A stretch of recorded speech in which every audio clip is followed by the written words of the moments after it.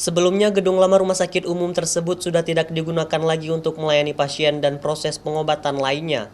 Namun dikarenakan semakin melonjaknya kasus positif COVID-19 di Aceh, pemerintah Aceh terpaksa menggunakan kembali gedung tersebut untuk menampung pasien.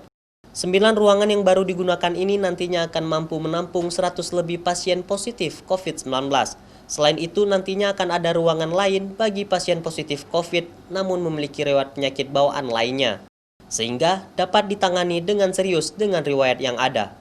Saat ini, Rumah Sakit Umum Zainal Abidin Banda Aceh sendiri juga mendirikan tenda bantuan BPBA untuk dijadikan ruangan screening atau penyaringan pasien yang hendak berobat ke rumah sakit tersebut.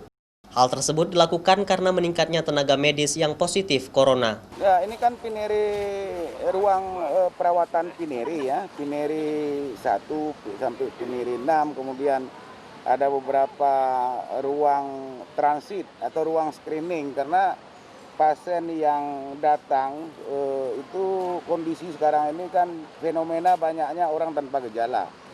Dan orang tanpa gejala ini bisa mengalami kecelakaan, bisa juga sakit karena bukan gejala COVID, tetapi juga pembawa. Karena itu ini dibuat tempat transit, diperiksa dulu kalau memang dia terindikasi reaktif corona atau virus, jadi perlakuannya menjadi berbeda. Hal ini dilakukan untuk mengurangi resiko penularan kepada petugas.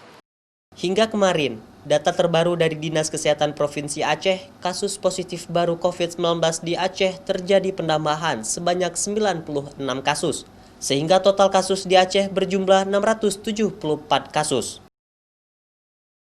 Syahril, Kompas TV, Banda Aceh.